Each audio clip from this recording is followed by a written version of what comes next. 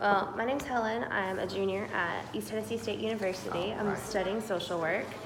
And we are at Lotus Contemplative Community Center in Knoxville, Tennessee. And the date is December 8th, maybe? It is. It is the 8th, 2018. The purpose of this interview is for me to get to know more about you. Okay. And the end goal is for me to write a paper for my cultural diversity class. Very good. So if you don't mind to state your name and your credentials or title, whatever you choose to identify by. I am Repa Bushi Yamato Damashii. I am a Tibetan Buddhist teacher and yogi. I am also a master martial artist and just a general lover of people, and the martial arts part is basically, to help me to stay healthy. Amazing, So, yeah. amazing. And then just a little bit of housekeeping. Do you consent for me to use this video in your statements for Yes. educational purposes? Yes, absolutely. Thank you. There is a form that I forgot to print out, so. That's quite I just all wanted right. to cover my bases. Well, thank you so much for meeting with me. I really appreciate it. Could you just tell me just a little bit about your background, your family life growing up, to your level of comfort? So I grew up I'm a native Floridian. I was born in West Palm Beach, Florida. And my family was one of the few families in Palm Beach during the 70s that was listed in the middle class. My mother, at the age of 18, was pregnant with me, and she landed her first job. Her first job was Anthony's of Italy, and it was in a shop in downtown Palm Beach at the time.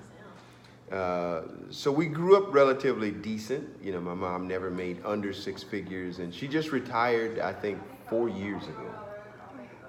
I am 49 years old as of a few days ago. Oh, happy birthday. So thank you. So we grew up relatively well. However, we grew up also very antiquated in a very old theological perspective of church. Very ritual, very dogmatic. And so much of my religious upbringing was shaped by the firm hand of God, so to speak. Yeah. When I was 15 years old, I left home and went to Morganfield, Kentucky. I always wanted to do something with airplanes, and there was a place that taught welding. It was the Earl C. Clemens Job Corps Center in Morganfield, Kentucky.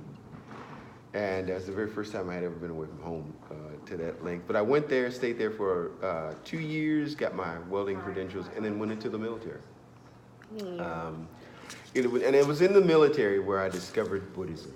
Yeah. I was stationed in Japan and visited the Myo Shinji Daishin Temple in Kyoto and was absolutely floored. The teachings of peace, the tranquility, the gardens. It was somewhat of a utopia, so to speak, right there. Yeah.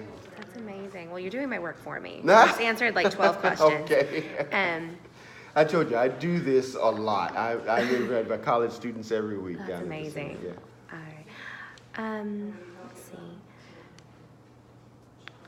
So there is an increase in Western culture of Buddhist and mindfulness practices.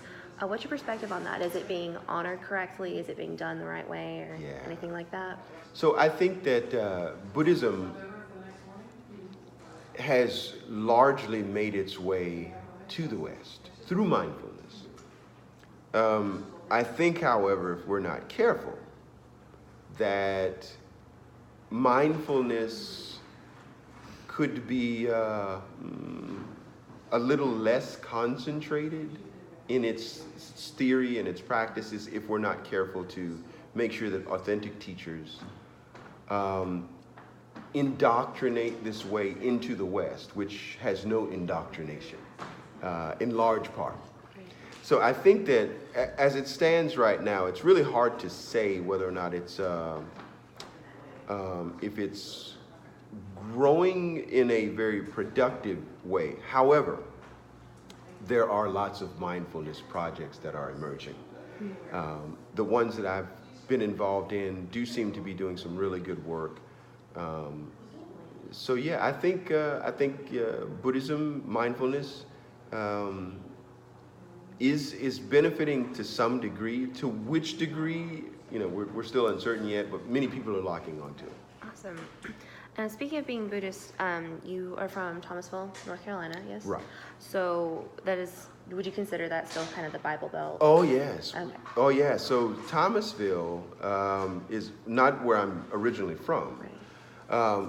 But Thomasville is a very conservative town. The city itself is 27,500 people, largely dominated by Baptist churches and Pentecostal churches.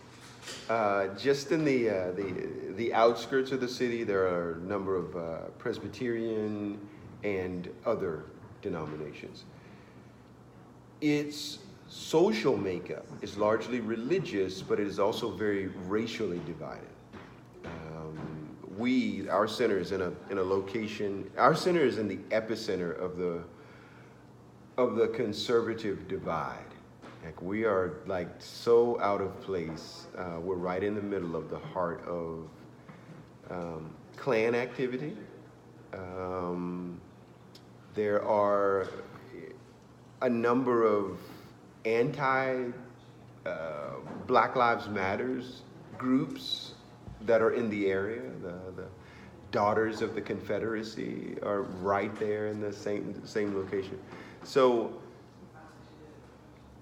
we are facing the shift of perspective of individuals and race and all those other things right where we are. We're right in the center of it. Yeah. What does that look like in your daily life? Do you have any examples of how that manifests? Unlike what I just described.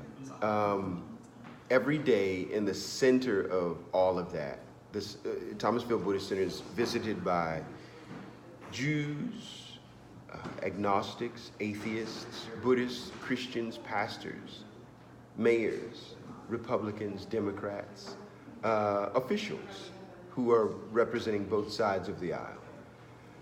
And I think it's largely because the buildup, the concentration of anti one another, anti each other's thoughts, anti each other's perspective, has gotten to the place where it's very uncomfortable for everyone. And what appears to be the only remedy for many people is to find something different. And we definitely represent a difference because we don't insist that people assimilate or convert. We teach human beings, human traits, and how to conquer the human game of being a well human. I know that's a lot of humans, but it's really about being human. It's not about being righteous. It's not about being good or bad. It's not about being holy. At our center, we focus on the need of the human, and what that does for the community that's so isolated is that there are basic needs in that community, such as food and water and shelter and a place to go when there's domestic violence, when there's this, and we cater to the needs. And so in so doing that, people are discovering it's hard to hate. Even though the guy's like a black monk, it's hard to hate when I'm eating food that I needed for my body, you see. It's hard to hate people who are your last resort to daycare because you don't have the money, nor the relatives to send your kids or have a place where your kids can even come after school. We represent that human facet. So that's what creates the difference of us being out there.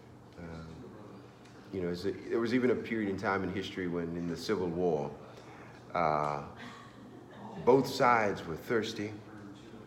They were hungry, they needed coffee, they needed means in order to survive. And there was this huge lake, a river that divided the two sides, and they both made their way down because they needed of that river. They needed the fish, they needed the food. We represent the river. Yeah. I love that. So what does the Buddhist practice say about those people who practice hate, those the Daughters of the Confederacy, groups such as that? Yeah, yeah. So from a Buddhist perspective, they're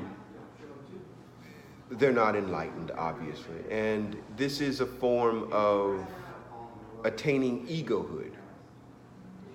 When we, according to Buddhist philosophy, you know, when we fight, when we are in contrast or we are in debate, when we see differing perspectives of others, it's not our duty to determine right or wrong. It's our responsibility to help to alleviate the suffering. So if someone comes to us and they're angry and they're mean, we recognize that there is a suffering that's taking place underneath the surface that's causing this. Again, that's one of the ways that we kind of deal with that. You know, that's how we face some of the stuff that we face out there. We do it from a compassionate perspective. You can dislike us, but we're going to feed you. You can dislike us, but we're going to always have a light on for you to come in, and then we have this huge space that can fit 50 people, and you're more than welcome 24 hours of the day if you have no place to go there. So that's kind of how we do that. That's our that's generally Buddhist philosophy on I that. love that. Yeah. Two more questions. How do you reconcile the beliefs from the Eastern culture in the Western society? Is it kind of always walking a middle path, walking a tightrope, something like that? Yeah. So I guess you're referring to how. Let me put it in this way. So what is it like being a Westerner? Living this Eastern philosophy, yeah. So, because the philosophy itself, in its purest form, doesn't care that I'm a Westerner, it makes it easier because there are no prerequisites, there are no quid pro quos that you have to do in order to be worthy to do this. The way Buddhism sees it is these are universal tenets that every human being should be practicing because they're good for us. They're not political, yet the heart of the politician can be found in Buddhist philosophy. So for me, it allows me to be myself, yet learn through others who just so happen to be from the East, how they see the world, and to adopt some of the habits that will help make a better world for here. You know, so that's how I kind of see it. It's not a hard thing to do. It's not like walking a tightrope. It's rather easy because the philosophy is, may all beings have happiness and the causes of happiness, you see. And we are the chief cause of that. So for me, in Buddhism says make people happy. Teach people how to be happy. Teach people to be free and whole. And if they are broken, tell them and teach them to be broken no more. And if they are still broken, be broken and be happy about it. Because at least you can understand why you're broken. You see, so yeah, that's Buddhism. That's. I love that. Well, my last question was, what's the too long didn't read kind of Reader's Digest version of your philosophy? But I think you just did that. Is there anything else that you think is relevant that you feel called to say? Yeah, I think Buddhism has reached its place in the West. I think it has. I think for a very long time, I think subconsciously, Westerners have negated the importance of Buddhism because it is in direct contrast of the way we do things. We are a very warring culture. We are a very contrasting culture. We are a culture that differentiates. We define. And what we define, we usually have to defend. And I think here in the West, what we've seen is all of our defending, all of our logics continue to come around and present themselves as incomplete logics because we keep going through the same thing. Like In the 60s, there was this issue of racism. And even on the surface, we have these modalities that make the world look better, and people can go into the same places that they couldn't do before. We still haven't changed the depth. Like, people still don't like each other, even though we look good doing some things together. So Buddhism has definitely reached its place in the West, simply because I don't think we can continue to do what we've done to solve our problems any longer. Because I think it's rather clear at the max of our frustrations with some of the things that are taking place are obvious amongst us, and people are at their wits' end. And so I think Buddhism is definitely here to say, we've been here all along. And now that we've reached this fever pitch, place to where we're going to explode or die or implode from within, maybe we're ready to start calming. You see, maybe we can start. Hating people is frustrating. So I think that's where we are now. Awesome. Yeah. Thank you so much for your time. You are very welcome. I am going to go work on writing this up, and then I'll send you a copy when I'm finished. If Thank you'd you, like. dear. Well, thank you so much. All right. Will you